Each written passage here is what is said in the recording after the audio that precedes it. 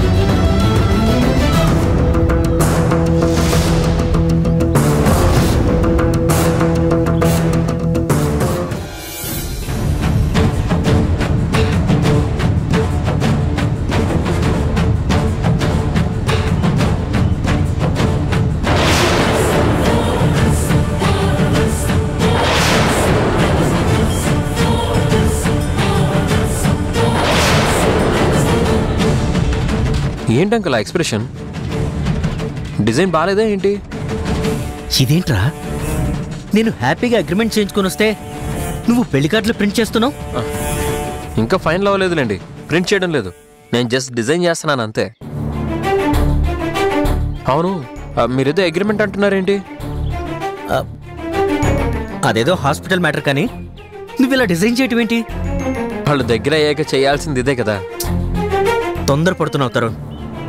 అసలు నువ్వు మీ నాన్నని పెళ్లి విషయం అడిగావా? అడగకుండా పెట్టకుండా నువ్వు ఇలాంటి నిర్ణయాలు తీసుకుంటే రేపు తేడాలు వస్తే వాడి కోపం నువ్వు తట్టుకోవటం చాలా కష్టం. Hello uncle, cool cool and relax. Just design set చేస్తున్నాను అంతే. పెళ్ళి అప్పుడే కాదు, ఇంకా చాలా టైం ఉంది. ముహూర్తాలు చూపించాలి, డేట్ ఫిక్స్ అవ్వాలి, వెన్యూ మాట్లాడాలి. అంటే మీ నాన్న పెళ్లి సౌమ్యతో చేయాలని డిసైడ్ అయ్యావా? ఆ విషయం ఆల్రెడీ మీతో చెప్పాను కదా. కాస్త వెనక ముందు డెసిషన్లో మాత్రం మార్పేం లేదు. ప్రొఫెషనల్గా అయినా పర్సనల్ ప్రొఫైల్లో అయినా అన్ని విధాలుగా నాన్నకి సౌమ్య గారే కరెక్ట్గా మ్యాచ్ అవుతారు.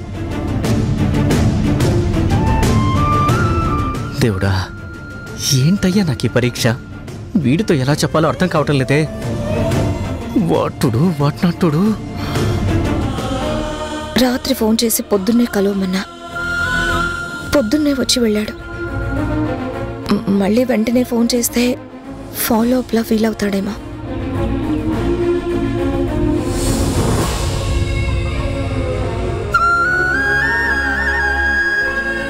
చచ్చా, చిట్టి అలా అనుకునేవాడు కాదు.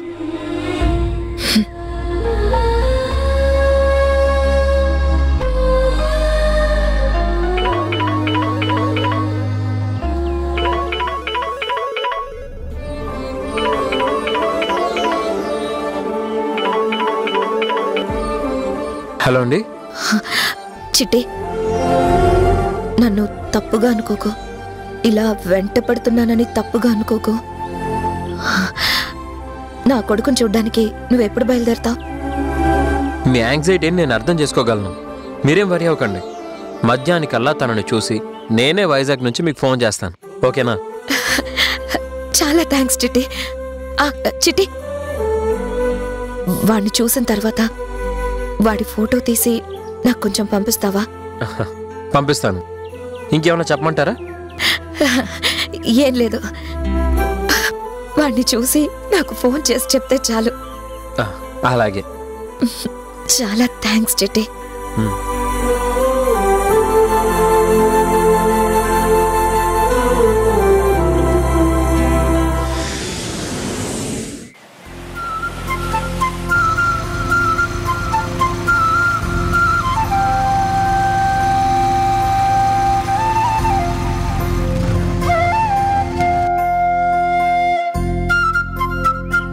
అడ్రస్ లేకుండా సిటీలో ఎక్కడన్నా వెతకాలి. ఒకసారి కాల్ చేద్దాం.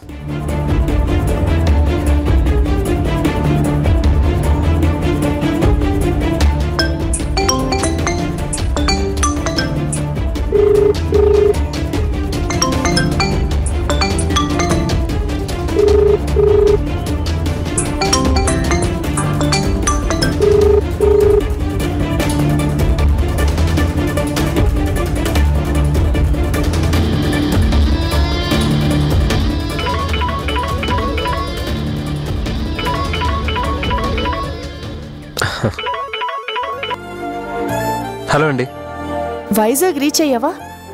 ఏమన్నా తిన్నావా Tarun? Thanks for your concern. ఇలా అడిగేవారు నాకు లేరని ఇన్నాళ్ళు ఫీల్ అయ్యాను. ఆకలి గురించి అమ్మ తప్ప ఎవరు అడుగుతారండి? అమ్మ ప్రేమ పొందడం గొప్ప అదృష్టం కదండి. ఏంటి తరుణ్, ఇందాక మదర్లీ ఎఫెక్షన్ చూశానని అన్నావు, ఇప్పుడు కన్సర్న్ అంటున్నావు. మరీ అంత సెన్సిటివ్ అయితే ఎలా?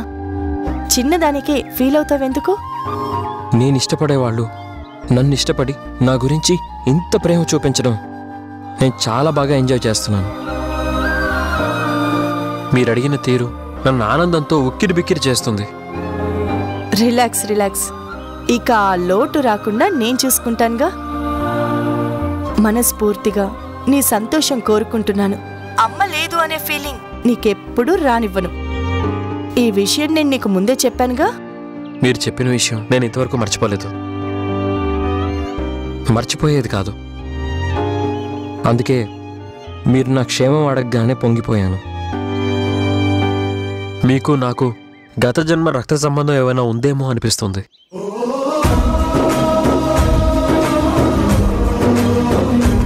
ఈ మాటలు చాలు, వారం దాకా నాకు ఆకలి వేయదు. నాకు కూడా సేమ్ ఫీలింగ్ అండి. అలా అని తినడం మానేకు, నేను తింటానులే, నువ్వు కూడా తిను.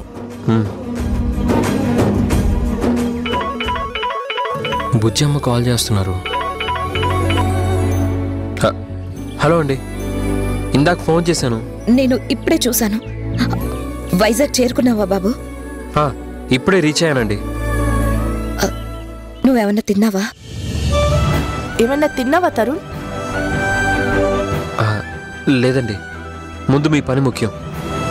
మీ అబ్బాయిని కలిసి వీలైతే ఇద్దరం కలిసి తింటాం.